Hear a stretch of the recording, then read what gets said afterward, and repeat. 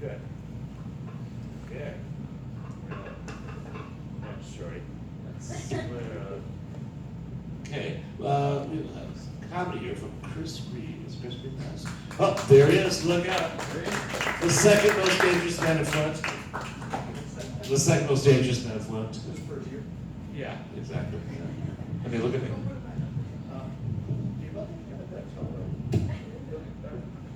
All right, what's up, Flint Town? Hey, my name's Chris. They call me C. I know that sounds cool, but it's really just because I'm average. I'm happy to be here, though, man. It's good to be out. I don't get out a whole lot. Honestly, I don't even like going to the stores anymore. It's such a hassle. Man, I hate it when you're trying to leave the store and that alarm goes off and they want to pull you to the side and go through your bags. You know what I'm talking about? When they do that to me, I'm like, you can look through my bags. I know I'm good. So they dig through my duct tape, take out my bleach. They want to see the receipt for my zip ties. Can't even shop without being treated like a criminal.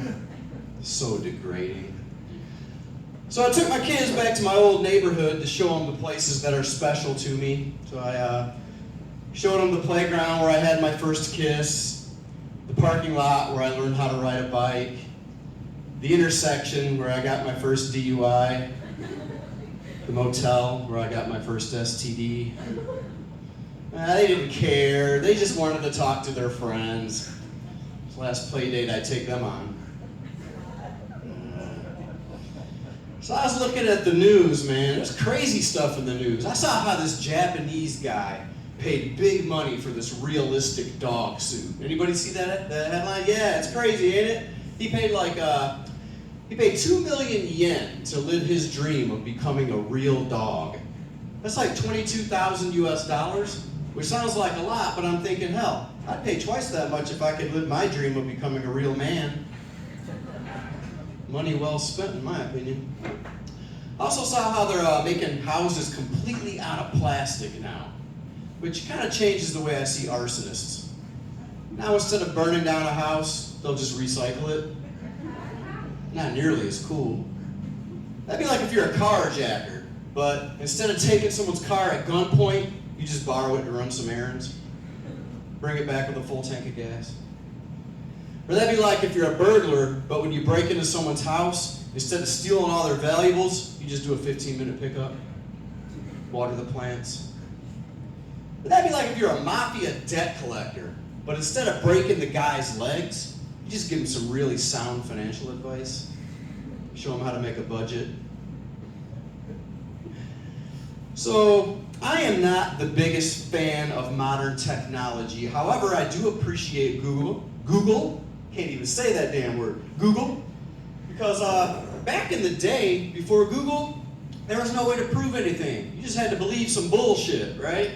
Like, remember back when you were a little kid, you'd be walking down the sidewalk, right, all happy, and here comes some old person. Step on a crack, break your mama's back. And you'd be like, oh, shit, right? And you see a nickel, and you're like, ooh. And you look down, you're standing on a crack, you're like, ah! You get home, your mom's walking like this, right? It's really just because she's been cooking and cleaning all day, but you think you done killed the bitch? Yeah, you can't lie to kids like that anymore. They just get on their phone nowadays and be like, Google, can you really step on a crack and break your mama's back? No, that is a myth. Your father is full of shit. As usual. But as adults, as parents, you can use Google and those search engines to your advantage.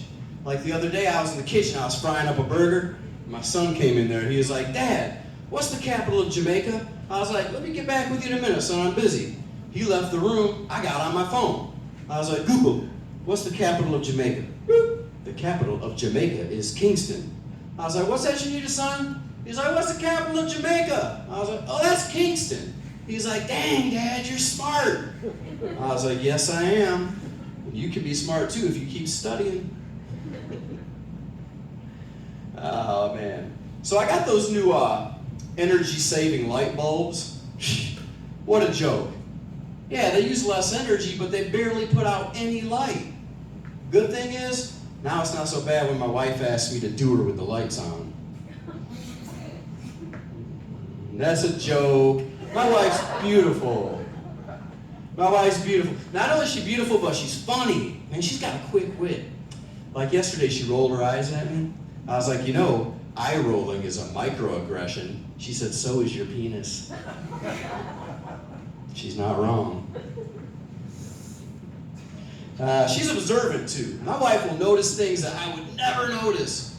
Like back when Robin Williams died, we were talking about how sad it was, and she was like, man, that dude really had some arm hair. I was like, arm hair? She's like, yeah, you never noticed how hairy his arms were? I was like, no, I was too busy focusing on his jokes. Which made me wonder, when I'm talking to my wife, is she even listening to me? Or is she just thinking about how puffy my nipples are? So, I'm not known for impressions, but I got a couple quick impressions I want to do for you guys. You guys want to see a couple quick impressions? A couple quick ones. All right, by applause. You want to see some impressions? I'll do some impressions. All right. Here's the first one. This first one is a road construction worker in Michigan.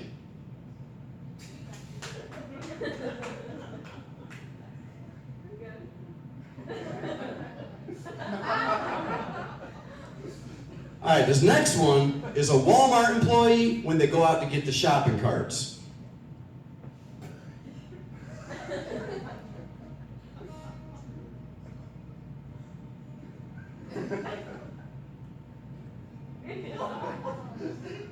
All right, I'm not trying to dog on Walmart employees. It just sounded good for some reason. All right, so I will leave you all with this. I'm a substitute teacher by day. I know subs get a bad reputation, and it's not our fault though. It's because we barely get any training, okay? Here's the training we get. Like every 6 months, we watch these video tutorials with a multiple choice quiz at the end.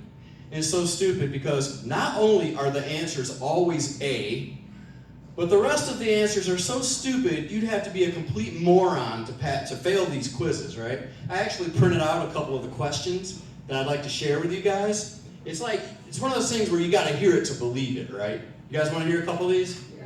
You're not gonna believe it. Brace yourselves. Okay, this first one is from the Bloodborne Pathogens quiz.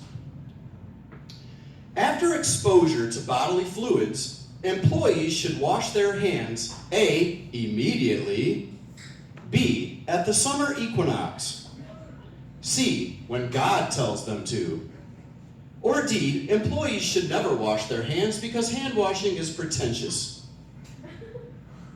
Yeah. They get worse. It gets way worse. This next one is from the active shooter quiz. If an active shooter enters your school, you should A, evacuate if possible, B, collect the popcorn money so the shooter doesn't steal it, C, put in your 2 weeks notice, or D, direct him to the lunchroom. He's probably just hangry. Oh. Can I do one more? Just one more. This last one's probably my favorite one. This one's from the sexual harassment quiz. Sending your coworker a penis pic is A, a form of sexual harassment, B, a great way to break the ice, C, acceptable if it's done on a Friday, or D, not offensive as long as you're circumcised. And here's the kicker.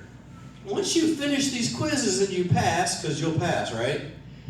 This banner comes up on the screen and says, congratulations, with all this digital confetti. And then you're prompted to print out a certificate. And the certificate proves two things. One, it proves you're not completely brain dead. And two, your parents were right when they told you you'd never amount to anything.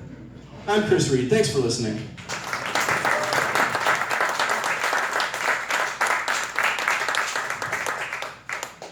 Hey, there it is. There it is. All right. Just get one more time for Chris Reed. Okay, a special treat for you.